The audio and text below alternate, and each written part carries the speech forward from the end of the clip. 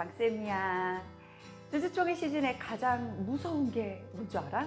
바로 대규모 감자야. 여기서 감자란 주식회사의 적자가 계속돼 자본 잠식이 지속될 경우 자본금을 줄이는 것을 말하는데, 주주들이 보유한 주식 수를 줄이는 방법으로 이루어져.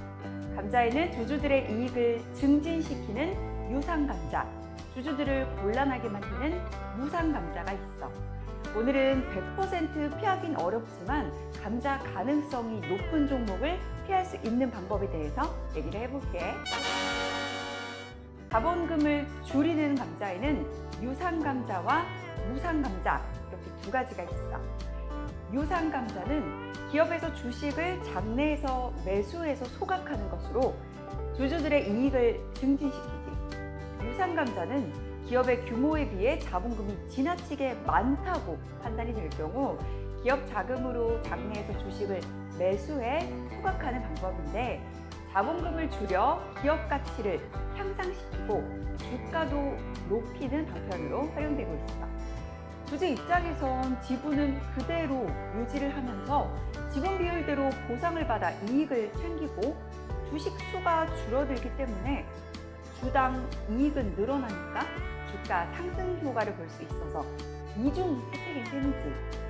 그렇지만 지배지분을 확보한 투기자본이 투자금을 회수하는 방편으로 악용되기도 하고, 기업 입장에서 매각이나 합병을 용이하게 하기 위해 기업 규모를 줄이는 방편으로 활용을 하기도 해. 무엇보다 문제는 무상감자야. 지속적인 실적 악화 등으로 인한 자본 잠식의 경우 주주들에게 대가 없이 주식을 걷어들인 후 소각해. 원래 소각이란 태워 없앤다는 의미인데, 여기선 태우는 게 아니고 폐기하는 거지. 그리고 자본금을 줄이는 것을 무상감자라고 하는데, 쉽게 얘기하면 누적 결손금이 커질 경우에 자본금 규모를 줄여서 회계상 손실을 털어내는 방법이야. 기업들이 무상증자를 하는 가장 큰 목적은 누적된 적자로 인한 자본 잠식에 대해 결손금 해소를 통한 재무구조 개선이 가장 큰 목적이야. 기업의 적자가 지속되면 결손금이 생겨서 자본금 플러스 이익 잉여금인 자본 총계가 장부사계의 자본금보다 줄어드는 상태를 자본 잠식이라고 하는데, 자본 잠식률이 50%면 관리 종목 지정, 그리고 2년 연속이면 상장 폐지가 돼.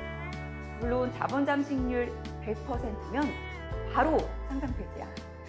자본 잠식 직전이나 자본 잠식 상태인 기업들은 선제적인 재무구조 개선을 위한 무상감자를 통해 주식 수를 줄여 장부상 자본금과 맞추는 방법으로 자본 잠식을 피하거나 연장할 수 있어.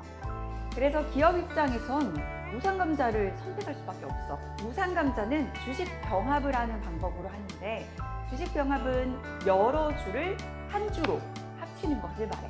10대 1 병합이라면 주식 10주를 한 주로 합쳐 한 주로 만드는 것을 말해.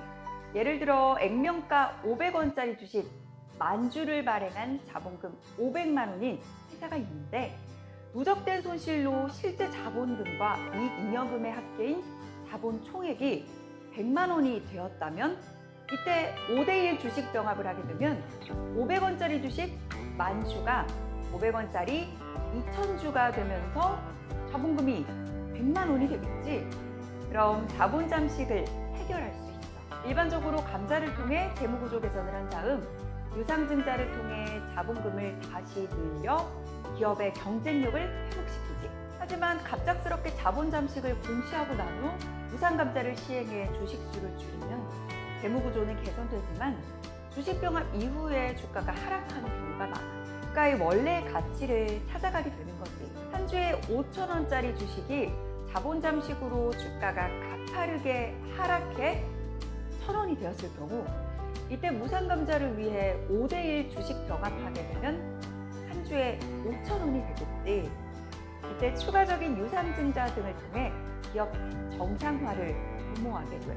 감자와 유상증자를 통해 회사 정상화를 포장해 그 기대감으로 지분을 처분하는 필요도 있어. 또 사모펀드 같은 제3자가 투자 조건으로 대주주 지분 소각을 요구하기도 하고, 최대주주와 특수관계인이 보유한 주식 일부를 무상감사하는 경우 드물게 주가가 상승하는 경우도 있어. 내용이 어렵지? 어려운 내용은 전문가에게 맡겨두기로 하고, 지금부터 자본 잠식 기업을 사전에 가려내는 요령에 대해서 얘기를 해볼게. 데모제표에서 일단 자본 총계와 단기순 손실을 비교를 해볼게. 이 표에서 2018년 9월 자본 총계는 32억 원인데 단기순 손실이 마이너스 12억이야. 이런 경우 4분기 단기순 손실이 이어진다면 자본 잠식 가능성이 매우 높아.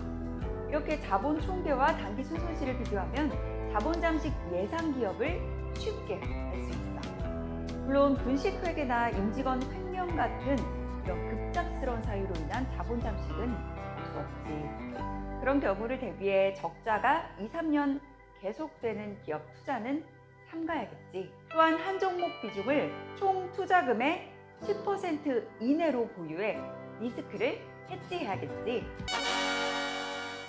구독하고 더 궁금한 주제가 있다면 꼭 댓글 남겨줘.